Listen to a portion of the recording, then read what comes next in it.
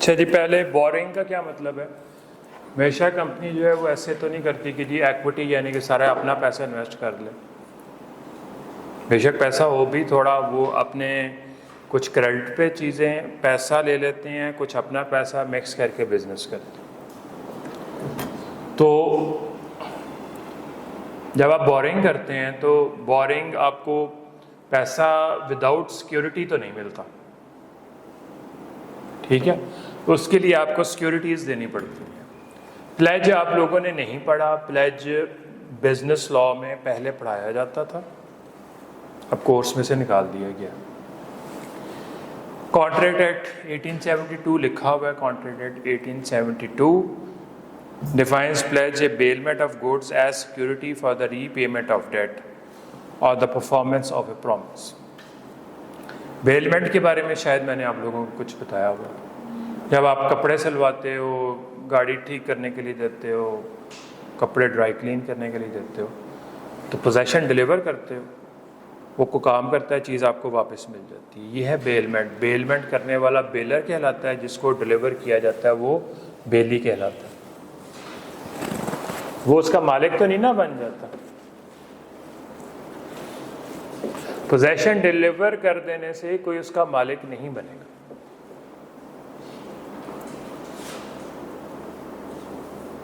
क्या डेफिनेशन लिखी हुई है? Pledge as bailment of goods as security. हमने एज सिक्योरिटी दी है। गुड्स का मतलब होता है वो मूवेबल चीजें हैं, गुड्स। इमूवेबल में प्लेज शामिल नहीं होगा। मकसद क्या है? For the repayment of debt or the performance of a promise. अक्सर आप सुनते हैं जी ज्वेलरी गिरवी रखी हुई थी। हमने एक ही वर्ड सुना हुआ है उर्दू में, गिरवी रखना। लॉ में उसकी डिफरेंट अकसाम है गिरवी रखने की। एक है प्लेज। मूवेबल जो गुड्स हैं उसको आप उसकी पोजेशन उसके हवाले कर देते हैं, जिसे कर्जा लेते हैं। ज्वेलरी रख लो भाई, इतने पैसे दे दो, जब पैसे वापस करेंगे तो माल हमें दे दो। मॉर्टगेज क्या है? Transfer of property act 1882 defines mortgage as the transfer of an interest in the specific immovable property. Specific immovable property. एक इंटरेस्ट आपको बताया कि किसी एक प्रॉपर्टी में आपके डिफरेंट इंटरेस्ट हो सकते हैं, राइट्स हो सकते हैं। Interest mean rights. ये प्रॉपर्टी को हम किराए पे दे सकते हैं, यहाँ पे खेती बाड़ी कर सकते हैं, यहाँ पे माइनिंग कर सकते हैं, इसको सेल कर सकते हैं। ये हमारे डिफरेंट इंटरेस्ट्स हैं। Transfer of an interest to a specific in a specific immovable property for purpose of securing the payment of money advance or to be advanced by way of loan। आप अपना interest क्यों transfer कर रहे हैं?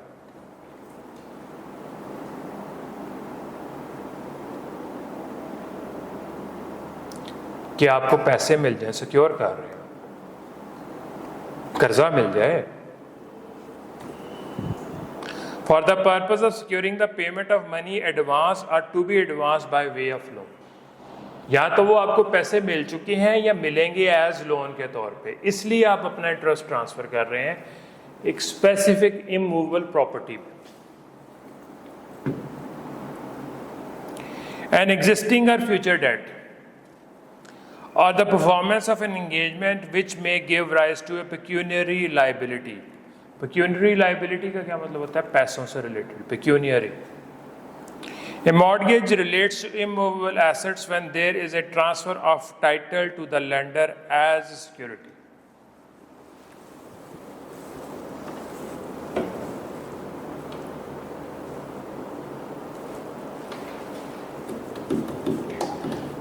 Pledge में आपने movable चीज़ें दी, उसकी पोजेशन ट्रांसफ़र कर दी, मिल्कियत ट्रांसफ़र नहीं की, ठीक है? मलकियत आपकी है, पोजेशन किसी के पास है। पोजेशन कब मिलेगी? जब अपना कर्जा वापस कर। इमूवेबल प्रॉपर्टी में आपने एक इंटरेस्ट ट्रांसफर कर दिया या टाइटल ट्रांसफर कर दिया, मलकियत ट्रांसफर। पोजेशन आपके पास है, ये ज़मीन है हमारे पास, इसके ऊपर हम फैक्ट्री बनाना चाहते हैं तो हम बैंक से लोन लेते हैं और इस प्रॉपर्टी को मॉर्गेज कर देते हैं बैंक के, उस पर कर्जा मिल जाएगा। बैंक को हम क्या दे रहे हैं, क्वेश्चन मार्क ये, मलकियत ट्रांसफ़र कर रहे हैं और उसको इंटरेस्ट क्या ट्रांसफ़र कर रहे हैं, उसको हम कह रहे हैं कि भाई अगर हमने कर्जा वापस ना किया तो इस प्रॉपर्टी को बेच देना। ये हमारा राइट था, हमारी प्रॉपर्टी थी ना बेचने का, ये इंटरेस्ट या राइट हमने उसको ट्रांसफ़र कर दिया। किसको? लेंडर को। पोजेशन हमारे पास है कि बैंक के पास है? पोजेशन हमारे पास है, मलकियत उसके पास है। पुराने ज़माने में, अब याद रखें कि पुराने ज़माने में मलकियत ट्रांसफ़र की जाती थी। अब तो हर ट्रांसफ़र के ऊपर इतना ज़्यादा टैक्स पड़ता है, नए लॉज में तो और मज़ीद टैक्स आ गया। पहले आप बैंक के नाम करवाएं, स्टैंप ड्यूटी लगेगी कि नहीं लगेगी, टैक्सेस पे करेंगे, फिर जब आपका कर्जा वापस हो जाएगा फिर आप अपने नाम वापस करेंगे, फिर उसके ऊपर पैसे लगेंगे। अब बैंक्स ये नहीं करते। बैंक्स क्या करते हैं, आपके जो कागजात हैं वो अपने पास रख लेते हैं और एग्रीमेंट्स कर लेते हैं, मॉर्गेज एग्रीमेंट, फलां एग्रीमेंट, पटवारी के रिकॉर्ड में लिखवा देते हैं मुख्तलिफ जगहों पे सिक्योरिटी के तौर पे कि जी ये जगह, अगर एक बंदा कहता है कि मैं इसका मालिक हूँ, मुझे उसके ज़ुबानी बयान पे यकीन करना चाहिए कि पटवारी का रिकॉर्ड भी चेक करना चाहिए, रिकॉर्ड चेक करना चाहिए। रिकॉर्ड जब चेक करूँगा तो वहाँ रेड इंक से लिखा होगा कि ये फ़लाँ बैंक के पास प्रॉपर्टी गिरवी रखी हुई।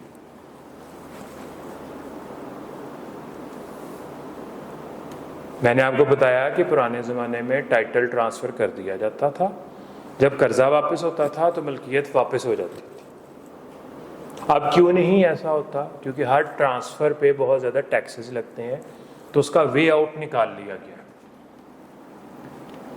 लेकिन आपने फ़र्क समझने के पॉइंट ऑफ व्यू से इसको समझ जाएं कि प्लेज में आपने पोजेशन ट्रांसफ़र की, टाइटल मलकियत आपके नाम पे, मॉर्गेज में मलकियत ट्रांसफ़र की है, पोजेशन आपके पास। मॉर्गेज इमूवेबल प्रॉपर्टी है, प्लेज गुड्स है, वो मूवेबल है।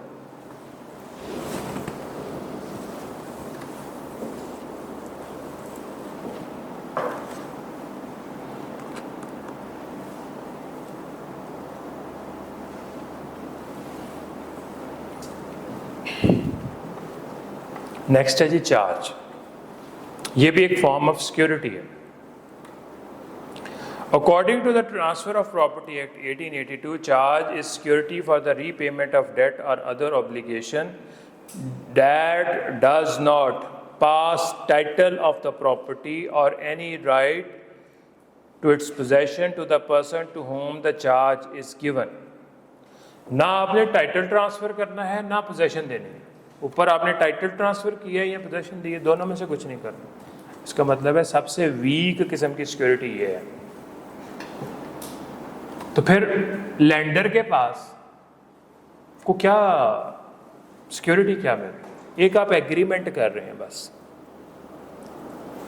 वो एग्रीमेंट ये है, a charge may relate to any assets that the lender has a right to take possession in the event of company's default to pay the loan. हम bank को कहते हैं कि भाई ये हमारी इन्वेंट्री पड़ी हुई है, इसको वैल्यूएट कर लो, इसकी वैल्यू ये है, इसके एवज हमें कर्जा दे दो। कर्जा आपने वापस ना किया तो ये इन्वेंट्री को आके अपनी पोजेशन में ले लो। जब लेगा उस वक्त तक तो बात कुछ और हो गई होगी, कंपनी क्या कर। लेकिन एक किस्म का एग्रीमेंट है, सिर्फ एग्रीमेंट है। लेंडर के पास ना मिल्कियत है ना पोजेशन, उसको एक आपने राइट दिया है कि इन केस ऑफ डिफॉल्ट ये काम कर ले।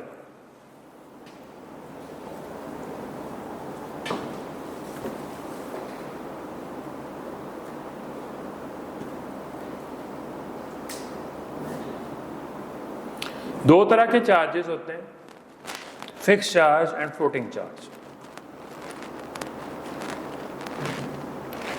Fixed charge, the charge which is created on identified assets like specific land and building, specific plant and machinery.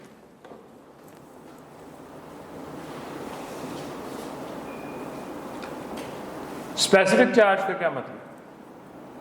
Specify कर दिए क्या आपने? फिक्स चार्ज, ये लैंड है, ये हमारी मशीनरी है, इसके एवज इसको वैल्यूएट कर लो, हमें कर्जा दे दो। अगर हम नहीं पे करेंगे तो क्या करना, आके इसको पोजेशन में लेके बेच दे। फ्लोटिंग चार्ज क्या? The charge is created over class of assets which changes over time like debtors stock or the entire undertaking of the company. Stock in trade क्या होता है?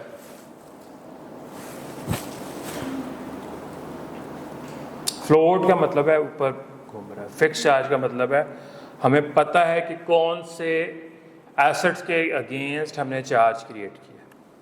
हम कहते हैं कि ये 10,000, हम चेयर मैन्युफैक्चरिंग का काम करते हैं, 10,000 चेयर्स जो हैं वो मैन्युफैक्चर की, इनके एवज हमें कर्जा दे दो। लेकिन हम फिक्स चार्ज क्रिएट नहीं कर रहे, हम फ्लोटिंग चार्ज कर रहे हैं। फ्लोटिंग चार्ज का क्या मतलब? क्या वो 10,000 चेयर्स हम बिजनेस में यूज कर सकते हैं कि नहीं कर सकते? कर सकते हैं। हम उनको बेच देंगे, फिर मैन्युफैक्चर होएंगी, 10,000 रख देंगे। वो स्टॉक टेकिंग करते हैं, कोई डे रख लेते हैं महीने का कि उस दिन आके हम देखेंगे कि आपके पास उतनी चेयर्स मौजूद हैं कि नहीं। यानी कि फ्लोटिंग चार्ज का ये फ़ायदा है कि आपने स्टॉक के अगेंस्ट चार्ज क्रिएट किया, आप उसको बिजनेस में यूज़ करते हो, एक स्पेसिफिक टाइम रख लेते हो महीने में उसने कब आके वो स्टॉक टेकिंग करनी है।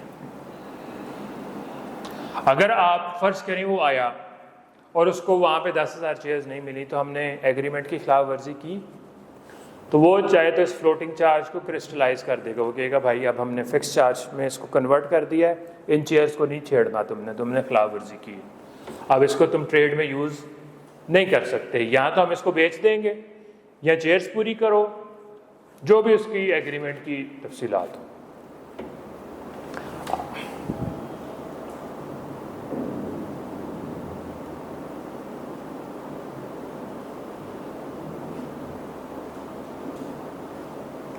इसकी डेफिनेशन क्या है जी? डेफिनेशन ये है कि जी मॉर्टगेज चार्ज मींस इंटरेस्ट और लियन क्रिएटेड ऑन द प्रॉपर्टी और the assets of the company और एनी ऑफ इट्स अंडरटेकिंग और बोथ एज सिक्योरिटी। इसको याद कर लें बस। लेकिन अगर आप कंपैरिजन करें तो प्लेज में हमने पोजेशन डिलीवर की, उसके हाथ में कोई चीज़ है, ज्वेलरी या कोई और चीज़ जो है हमने डिलीवर कर दी, कर्जा वापस नहीं करेंगे तो वो बेच सकता है। इमूवेबल प्रॉपर्टी में हमने उसके साथ एग्रीमेंट कर लिया, मलकियत उसके नाम पे ट्रांसफ़र कर दी, उसको क्या राइट दिया कि जी in case of default property को बेच दे। चार्ज में ना हमने पोजेशन डिलीवर किया, ना हमने मलकियत ट्रांसफ़र की। दोबारा पढ़ लें। Charge is security for the repayment of debts or other obligations that does not pass the title of the property, pass mean transfer, or any right to possession to the person to whom charge is given. Charge is given का मतलब है lender. The person to whom charge is given. A charge may relate to any asset that the lender has right to take possession in the event of company's default to pay the loan. कब उसका possession वो लेगा lender? जब company default करेगी। कितने किस्म के charges हैं? Fix charge, floating charge. Fix charge जिस पे क्रिएट किया हुआ है वो स्पेसिफिक होता है, वो वहीं पे पड़ा हुआ है, मशीनरी तो वहीं पे पड़ी हुई है, यूज हो रही है, बिकेगी तो नहीं, निकलेगी तो नहीं है। फ्लोटिंग का मतलब ये होता है कि जी वो फ्लोट कर रहा है ऊपर ऊपर।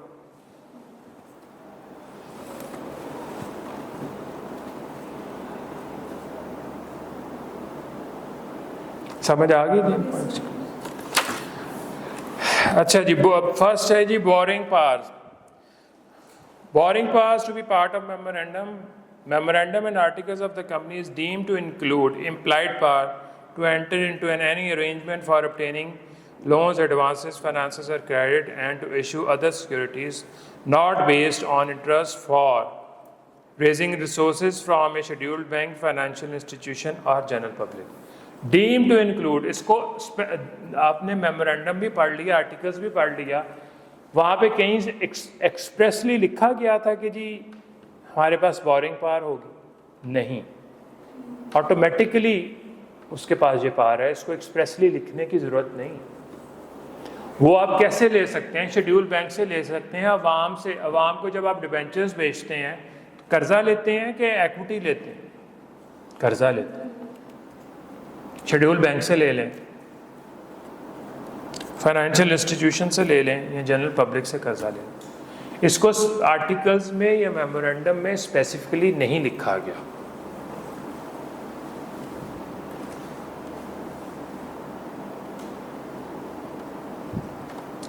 Restriction on borrowing powers. A public company shall not exercise any borrowing powers unless the documents have been accepted and registered by the registrar for the commencement of business. वो commencement of business में आपने पढ़ा था, borrowing भी तो तभी start होगी ना जब आपको commencement of business का certificate मिलेगा। The Act does not prescribe any minimum amount that a company may borrow. However, articles may prescribe such maximum amount that a company may borrow. आप आर्टिकल्स में लिख दें कि कितनी बोरो कर सकते हैं, मैक्सिमम अमाउंट लिखना चाहें तो। कंपनीज एक्ट ने कुछ नहीं बताया इसके बारे में।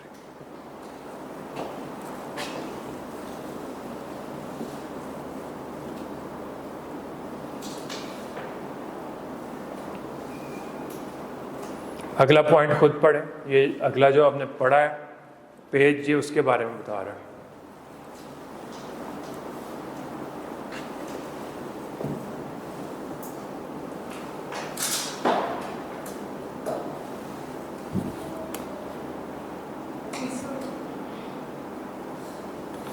ठीक है, नेक्स्ट है जी manner of exercising borrowing powers. The articles may provide the manner in which a company can exercise its borrowing powers. वो क्या है जी? In general meeting or power vested to the board of directors. कि इसका approval board से लेना है या जनरल मीटिंग से लेना है। Where the borrowing powers are vested to the board, the articles may fix the limit of the borrowing. अगर तो बोर्ड को पावर दी गई है तो आर्टिकल्स बता सकते हैं कि जी बोर्ड मैक्सिमम कितनी बोरिंग कर सकता है, ऑथराइजेशन कितनी दे सकता है। The directors may also delegate such power to a committee or to an officer of the company. Directors जो हैं किसी कमेटी को, बोर्ड की आगे से कमेटीज भी तो बनती हैं, वो किसी कमेटी को ये राइट ट्रांसफ़र कर सकते हैं या पावर ट्रांसफ़र कर सकते हैं या किसी एक ऑफिसर को ट्रांसफ़र कर सकते हैं।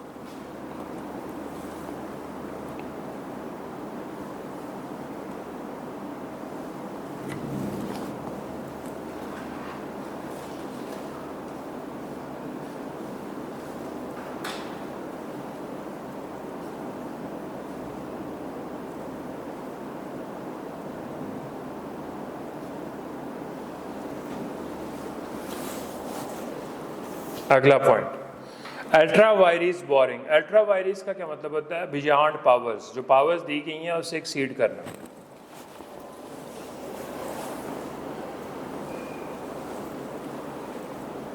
If a company borrows money without or in excess of the powers conferred on it by memorandum, the borrowing is ultra vires the company.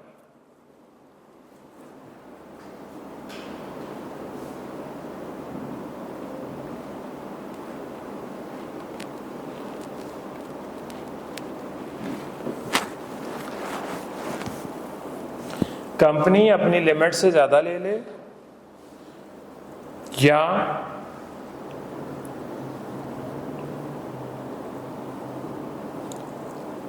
In excess of powers, हमने कहा जी 10 करोड़ से ज़्यादा बोरिंग नहीं करनी, उससे ज़्यादा बोरिंग कर ले, तो उस बोरिंग को क्या कहेंगे हम? Intra ultra वायरीज the company. Next क्या है? Any boring which is intra वायरीज the company with in limits. Intra वायरीज mean with in limits, ultra वायरीज means beyond limits. But beyond the limits prescribed by the articles for the board, the boring is ultra vires the director.